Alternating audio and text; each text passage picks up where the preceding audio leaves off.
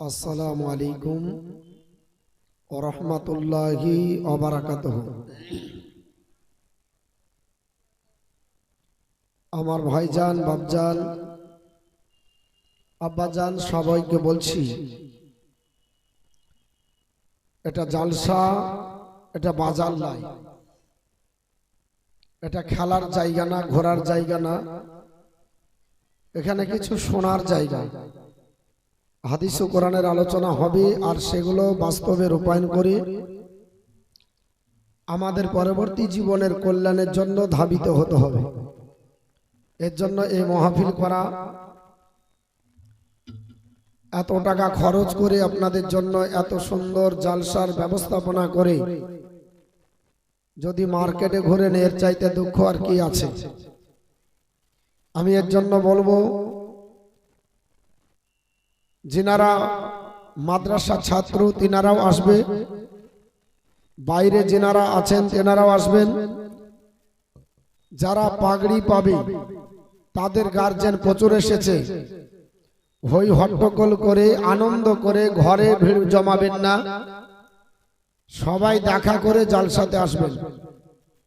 কারণ এটা হচ্ছে বছরে একটা মাহফিল, আর এই দিন যদি আনন্দ করে ফুরিয়ে দেন তাহলে সকালবেলায় গিয়ে রেজাল্ট হবে কেমন জালসা হলো তা তো বলতে পারবো না, আমরা তো ঘরেই ছিলাম। এর জন্য বলছি সবাই চলে আসেন।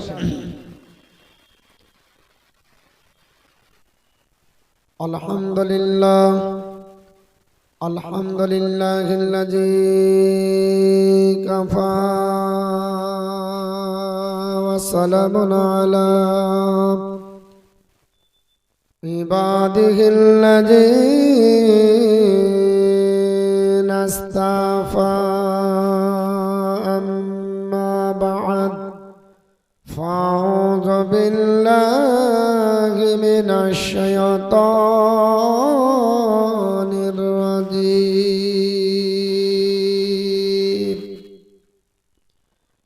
বিসমিল্লাহির রহমানির রহিম। ইন্না আনজালনা আলাইকাল কিতাবা লিন-নাসি বিল হক। সাদাকাল্লাহুল আযীম।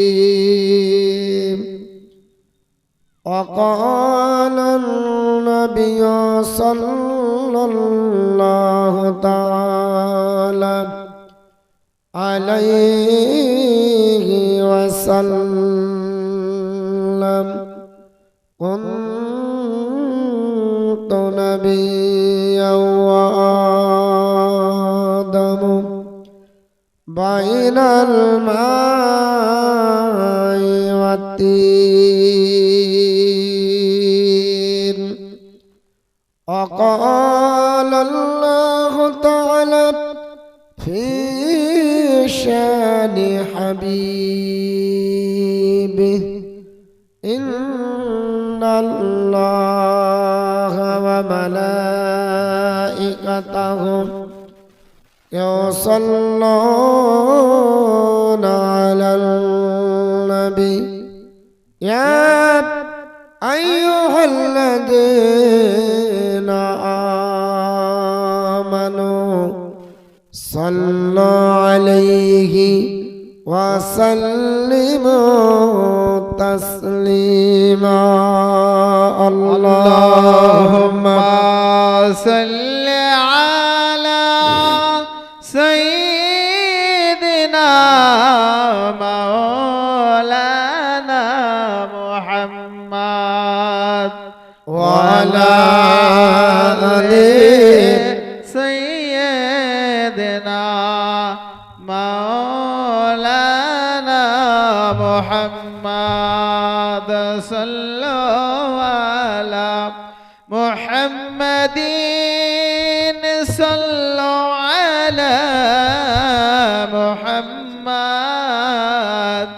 हरदम জবান সে কলম পাক নামে মোহাম্মদ হরদম জবান সে কলম সফিয়ানা মোহাম্মদ সাল্লাল্লাহু তাআলা আলাইহি ওয়াসাল্লাম। Alhamdulillah, at first we should be remind unlimited powerful the Almighty Allah, who is the creator of this universe, and nextly His Prophet Muhammad sallallahu ta'ala alaihi wasallam. Respected the presidents of this occasion, who is the sitting on the stage, then elders and another brothers and sisters sitting the opposite side of all. Welcome all of you with Islamic rules. Assalamu alaikum wa rahmatullahi wa barakatuh. আলাইকুম আসসালাম ইয়া রাহমাতুল্লাহ। আল্লাহর কোরআন অটুট বিধান, বেমিসাল গ্রন্থ, সূরাটির নাম সূরা জুমার, সূরা number 39 আয়াত নাম্বার 41। মহান রব্বুল আলামিন বলেন, ইন্না আনজালনা আলাইকাল কিতাবা লিন-নাসি বিল হক, we have revealed this book to thee in truth for mankind. নিশ্চয় হাবিব আমি আল্লাহ আপনার উপর কোরআন অবতীর্ণ করেছি মানুষের কল্যাণ কল্পে। জোরে বলুন সুবহানাল্লাহ। এ কোরআনী মাহফিল, এখানে হাদিস ও কোরআনের আলোচনা করা হবে। আর আমরা এখানে মাদ্রাসা তৈরি করেছি কোরআনের শিক্ষা দেওয়ার জন্য। কি শিক্ষা দেব বাপ? আমার সাথে কথা বলতে হবে। কিসের শিক্ষা হবে? কোরআনের। এই কোরআনের শিক্ষা আমাদের মধ্যে আছে? আপনি বলবেন আছে। যদি কোরআনের শিক্ষা থাকতো তাহলে আপনার বলে হয়েছে মুসলমান আজকে হারাম কাজ করতো না, বেপরদা হয়ে ঘুরতো না নারীরা। এইরকম আপনার বাজারে ঘোরাঘুরি হতো না। আল্লাহ সূরা নূর আয়াত নাম্বার 30 এর মধ্যে বলেন, কুল্লিল মুমিনিনা ইয়াগুদ্দু মিন আবসারিহিম আপনার ওয়াইহফাজু ফুরুজাহুম। হাবিব আপনি মুমিনদের বলেন তারা জানো তাদের দৃষ্টি আনত করে। কি করে? দৃষ্টি আনত করে, মানে নিম্নগামী হয়ে চলে, উটোর মতো চলবে না, এদিক ওদিক তাকাবে না। ওয়াইহফাজু ফুরুজাহুম, আর তাদের যেন গুপ্তাঙ্গ হেফাজত করে। আজ নারীদের পিছনে যুবকেরা ঘুরতো না, আর যুবকের পিছনে যুবতী ঘুরতো না। আল্লাহ রাব্বুল আলামিন মুমিনদেরকে ডাক দিয়ে বলছেন, মুমিন তোমরা দৃষ্টি আনত করে চলো। ওয়াইবাদুর রহমান আল্লাযী ইয়ামশুনা আলাল আরদি হাওনা, রহমানের বান্দা তারা যারা অবনত মস্তকে চলে। কোন দিকে তাকাতে হবে বাপ? নিচের দিকে তাকিয়ে হাঁটতে হবে। আর নিচের দিকে তাকিয়ে হাঁটলে কোন মেয়ের আপনার কসমেটিকের দোকানে আঁচল ধরে টানতো? এটা জোরে বলতে হবে, টানবে? টানবে না। জালসা ফাঁকা থাকতো না। যেখানে দাওয়াত দেওয়া হয় সেখানে লোক পাওয়া যায় না, আর যেখানে দাওয়াত দেওয়া হয় না ওখানে ঠেলস হয় না। গাড়ি আপনার বলে হচ্ছে হরেন দিয়ে রাস্তা দিচ্ছে না, আর জালসাতে লোক খুঁজে পাওয়া যায় না। এটা হচ্ছে পৃথিবীর জমিনে কিয়ামতের আলামতের একটা অন্যতম নিদর্শন। আপনি যতই বুজুর্গি দেখান, যতই পরহেজগারিতা দেখান, এখানে আপনাকে আমাকে চিন্তা করতে হবে আল্লাহ কি বলেছেন আর আমরা কি পালন করছি। জালিকা আজকালাহুম, এটাই তোমাদের জন্য উত্তম, এটাই তোমাদের জন্য উত্তম পদ্ধতি। ইন্নাল্লাহ খবীরুম বিমা ইয়াসনাউন, তোমরা যাই করো না আল্লাহ তোমাদের গোপন খবর জানে। জানে না? জানে না? তুমি কার আঁচল ধরে টানবে, কার আপনার বলা হয়েছে পিছনে লাগবে, কোথায় ঘুরবে, এটা আমার আল্লাহ ভালো জানে। বর্তমান যুগ হচ্ছে আধুনিক যুগ। আজ জানুয়ারি মাস যেদিন থেকে চলছে সেদিন থেকে মুসলমানের ছেলে মনে হচ্ছে মুসলমান নাই, মনে হচ্ছে সব আপনার মনে হচ্ছে খ্রিস্টান হয়ে গেছে। শুনে রেখে দিন, যারা মুশরিক হয় তারা কখনো পাক হয় না। আল্লাহ রাব্বুল আলামিন বলেছেন ইন্নামাল মুশরিকুনা নাজাসুন, নিশ্চয় যারা মুশরিক তারা হচ্ছে নাপাক। তারা কি? নাপাক। আর বর্তমানে আমাদের ছেলেরা ফিস্টের মাধ্যমে, আপনার বলা হচ্ছে পিকনিকের মাধ্যমে, 1 জানুয়ারির মাধ্যমে যে কার্যকলাপ আপনারা করছে, এই কার্যকলাপ সম্পূর্ণভাবে শরীয়তের দৃষ্টিকোণে দেখা গেলে এগুলো হারাম হবে। কেন? এরা ভদ্র সমাজ, এরা বিয়ার খায়, এরা ভদ্র সমাজ, এরা মদ খায়, এরা ভদ্র সমাজ, এরা আপনার নাচ গান করে। আপনার মুসলমান আজ সকাল বেলায় উঠে, সকাল হচ্ছে কি দিয়ে? তো বলছে আমাদের খ্রিস্টানি পদ্ধতিতে। সন্ধ্যা হচ্ছে কি দিয়ে? বলছে খ্রিস্টানি পদ্ধতিতে। আপনি বলবেন না না হুজুর, আমরা পাক্কা ইমানদার সাচ্চা মুসলমান। আপনি সকাল বেলায় লক্ষ্য করুন, আপনার যখন বৌমা আপনার নাতিকে স্কুলে রাখতে যায়, নাতি যখন স্কুলে যাচ্ছে তখন বলছে আম্মু টাটা, বলে গেল না? গেল না? আম্মু টাটা। মাও আদর করে বলছে হ্যাঁ বাবা যাও যাও। তার মানে কি জানেন? এখন যাচ্ছিস যা, আর ঘুরে জানা আসিস না। আপনি বলবেন তার মানে টাটা মানে তাই? আমি আপনাকে ব্যাখ্যা শুনিয়ে দিচ্ছি। আপনাকে কেউ ভাত দিবে এক থাল, দেওয়ার পরে বলছে খেয়ে নেন, আপনি বলছেন না না না আবার দিব, না না না না এই স্কুল যাবেন, না না না। তার মানে কি? না মানে হাত এরকম করে দেখালেন, তার মানে কি? না।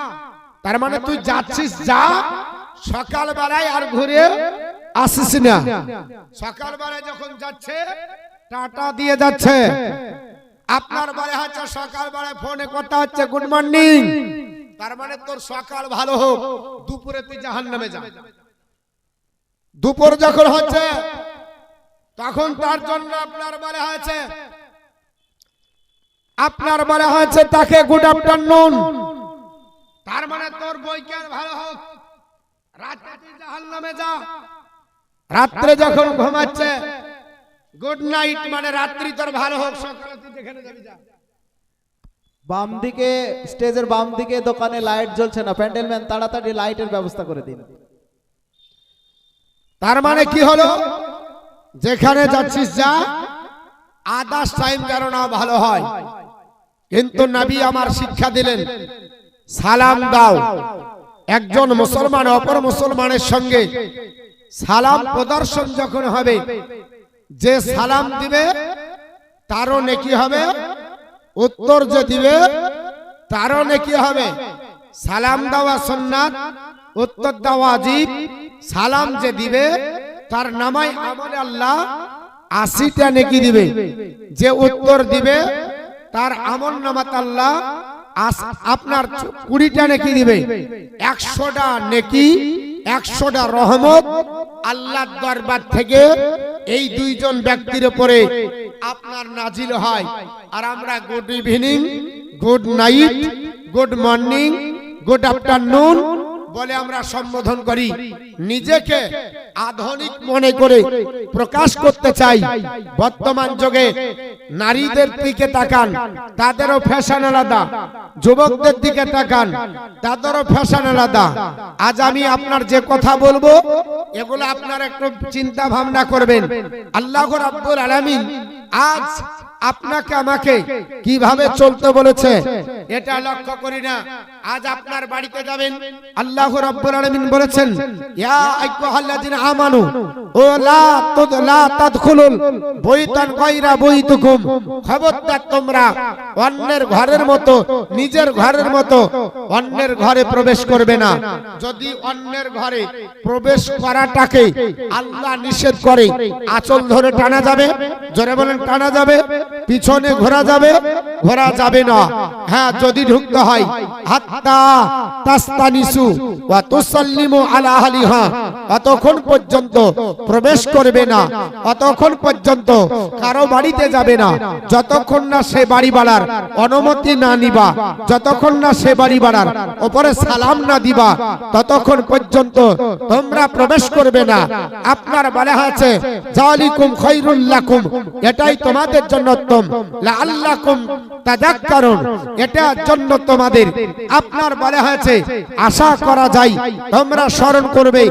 আজ মুসলমান পৃথিবীর জমিনে আমরা মুসলমান আল্লাহ রাব্বুল আলামিনের কোরআন কতটা মানি, আজ আমরা বাজার লাগিয়ে বাজারে ঘুরছি। কিয়ামতের দিনে হিসাব দিতে হবে। আপনি জালসায় গেছেন না বাজার করতে গেছেন? জালসায় গেছেন না কোন নারীর পিছনে লেগেছেন? জালসায় করছেন না আপনার বলা হয়েছে হারাম কাজ করেছেন? জালসা করা মুস্তাহাব আর জেনা করা হচ্ছে কাবিরা গুনাহ। পৃথিবীর জমিনে আপনি এরকম 100টা জালসা যদি শুনেন আর একটা মেয়ের আঁচল ধরে টান যদি দেন, তার চাইতে বেশি গুনাহ হবে 100টা জালসা শোনার চাইতে। 100টা জালসা যদি শুনেন আর একটা মেয়ের আঁচল ধরে যদি টান দেন, তার চাইতে বেশি গুনাহ হবে। জীবনে কটা জালসা শুনবেন? কটা? আপনার আমার বাচ্চারা বড় হবে, শিক্ষা দিতে আল্লাহ বলেছেন সূরা মুমিনুন আয়াত নাম্বার 5, ওয়াইজা বালাগাল আতফালু মিনকুমুল হুকুমা, তোমাদের ছেলেরা যদি বড় হয় তাহলে ফায়াস্তাজিনু, তারা যেন অনুমতি নেয়, কামাস্তাজানাল্লাযিনা মিন ক্বাবলিহিম, তাদের মতো যেমন তাদের পূর্ববর্তীরা অর্থাৎ বড়রা অনুমতি নিয়ে আসে, ওই রকম ভাবে যেন অনুমতি নিয়ে আসে। একজন বড় সে আপনার অনুমতি নিবে। আজ বর্তমান যুগে আমরা পৃথিবীতে মুসলমান, আজকে আপনার বর্তমান যুগে আমরা আপনার বলা হয়েছে জেনায় লিপ্ত হয়ে গেছি। আপনার পৃথিবীতে জালসার মাধ্যমে, মেলার মাধ্যমে, আপনার বলা হয়েছে পিকনিকের মাধ্যমে বিভিন্ন পদ্ধতি অবলম্বন করে জেনা কিন্তু বাড়ছে। আপনি বলবেন জালসাতে আবার জেনা হয়? আস্তাগফিরুল্লাহ, জালসাতেও জেনা এখন হচ্ছে। বলে কি করে? জালসাতে মেলা লাগানো হচ্ছে আর নারী পুরুষের খোলা আমরা আপনার পারমিশন দিচ্ছি, আর তারা সেখানে গিয়ে আপনার দড়াদড়ি, তারা আঁচল ধরে টানা, তারা আপনার টন্টিকার করা, তারা সেখানে পুষ্টি করা, ওটা হচ্ছে তাদের হাতের জেনা, ওটা তাদের মুখের জেনা, ওটা তাদের আপনার চোখের জেনা, ওটা তাদের পায়ের জেনা, সব আপনার মিলে ইনপুট করার জেনা হবে। এই জেনা থেকে আপনাকে আমাকে বাঁচতে হবে। যদি না বাঁচতে পারেন কিয়ামতের দিনে হিসাব দিতে হবে। আল্লাহ রাব্বুল আলামিনের আপনার বলা হয়েছে একজন সাহাবী হযরত জারির রাদিয়াল্লাহু তাআলা আনহু, তিনি বর্ণনা করেন যে নবী আমার বলছেন, এ আমার সাহাবী জারির, শুনে রেখে দাও, আল্লাহর কোন বান্দির প্রতি তোমার যদি নজর পড়ে যায় তাহলে তুমি শুনে রেখে দাও, সঙ্গে সঙ্গে দৃষ্টি আনত করো। তিনি কি বলছেন? এ আমার সাহাবী, ইজা নাজরাতিল ফুজা, যদি তোমার নজর কোন মহিলার উপর পড়ে যায় তো ফাকালা ইসরি বাশারাকা, সঙ্গে সঙ্গে দৃষ্টি আনত করো। আর আমরা ভালো করে দেখি, কেমন দেখলাম? যদি না পারি ভালো প্রথমে, তো আরেকটু ব্যাকগ্রাউন্ডে দেখি যে ভালো করে দেখা হয়নি, এবার সামনাসামনি দেখতে হবে। একবার যদি কোনো মেয়েকে উলঙ্গ বা কোনো ছেলেকে কোনো মেয়ে উলঙ্গ দেখে তো এর জন্য ছাড় আছে, কিন্তু দ্বিতীয়বার দেখালে ছাড় নাই। এটা আমি বলছি না, নবী বলছেন। নবী আমার বলেন আলীকে, বলে এ আলী শোনো, আমি রাসূলুল্লাহ বলতেছি, শুনে রেখে দাও, লা তাকবিন নাজরান নাজরা, একবার দৃষ্টির পরে দ্বিতীয়বার দৃষ্টি তুমি ফেলবে না। খবরদার, দ্বিতীয়বার দৃষ্টি তোমরা ফেলবে না, দ্বিতীয়বার দেখাবে না। ইয়া রাসূলুল্লাহ কেন?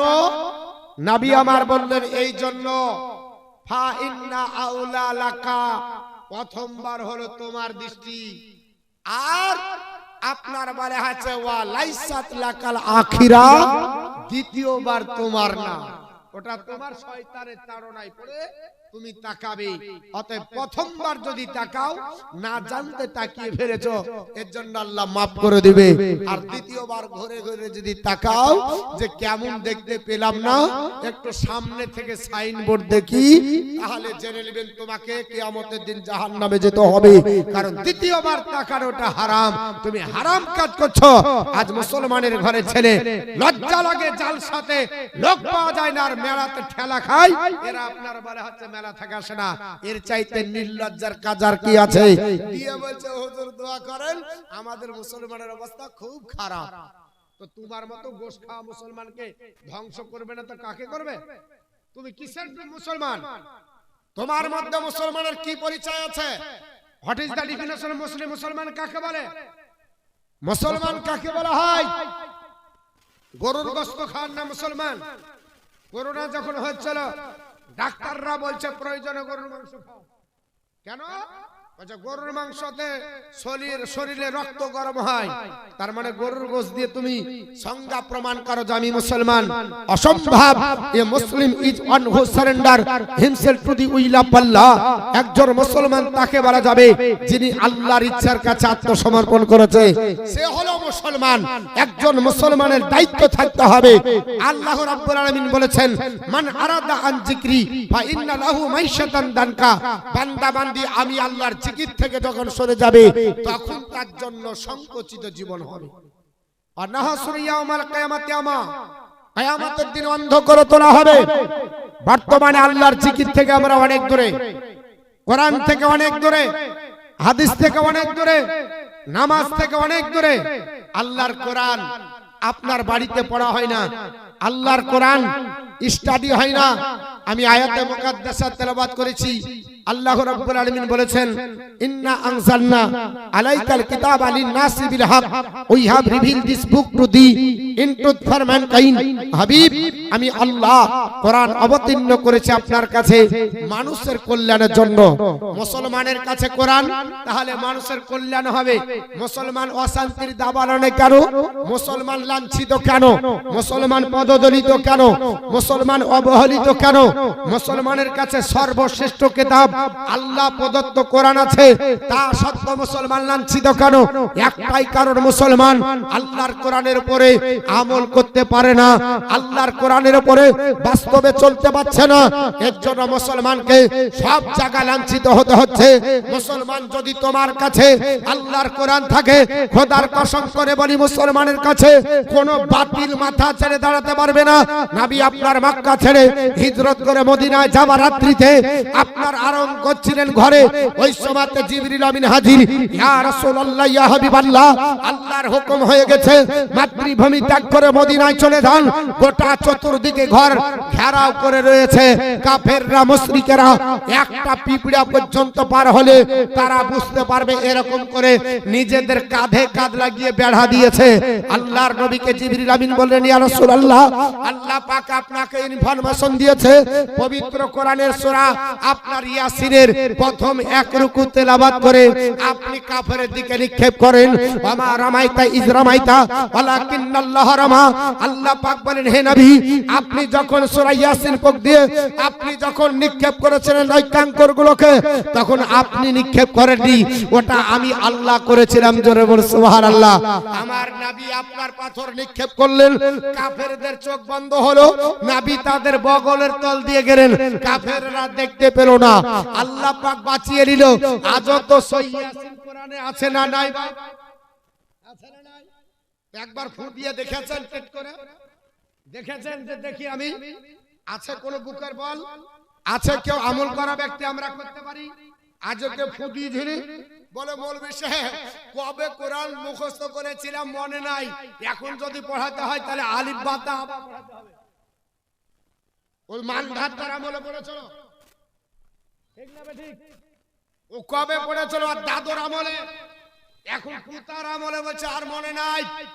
এ মুসলমান 12 বছর আগে কোরআন পড়েছে, এখন বলছে আলিফ বা তা পড়াতে হবে। কেন? যা ছিল সব খেয়ে নিয়েছে। আমল আছে কোরআনের? পৃথিবীর জমিনে আমল আছে? আমল থাকলে সব আপনার বলে হয়েছে দুশ্মন আপনার কাছে পায়ের তলে পড়বে। এটা কোরআন থেকে প্রমাণ ইনশাআল্লাহ দেব এবং হাদিস থেকে প্রমাণ দেব। একবার দরুদ শরীফ পড়েন আল্লাহ।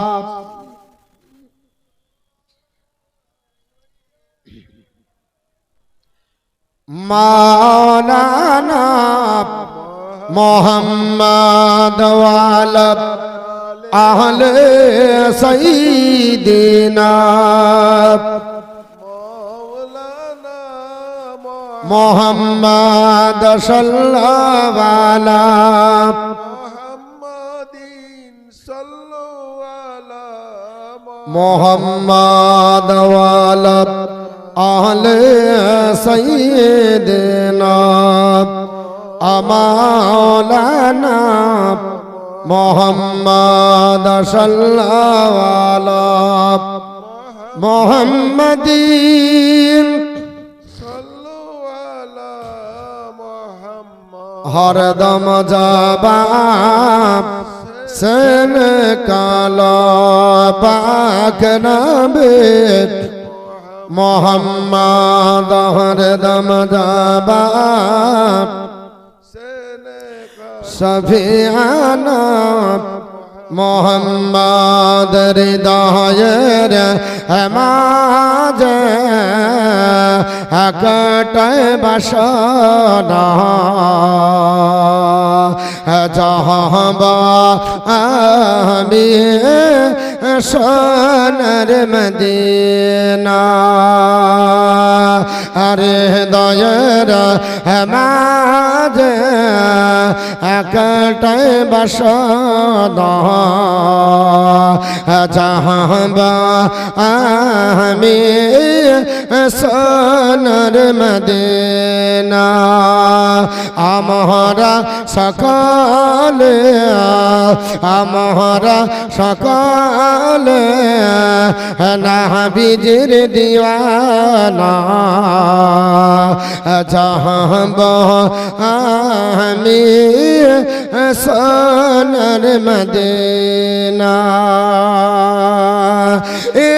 আশায় আছে সম্বল ধনায় নেই যে আমার কোন সফিনা আশায় আছে সম্বল ধনায় নেই যে আমার কোন সফিনা থাকত যদি দহটি ডানা থাকত যদি দহটি ডানা ওরে যেতাম সোনার মদিনা হৃদয়ের মাঝে একটাই বাসনা যাহাব আমি সোনার মদিনা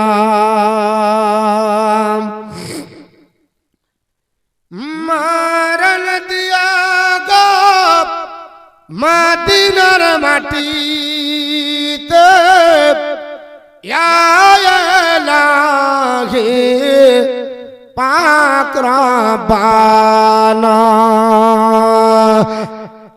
মারণ দিয়া গো মদিনার মাটিতে ইলাহি পাক রব্বানা মুখতে দরদার হে মুখতে দরদার সালামের নজরানা নিয়ে যাব সোনার মদিনা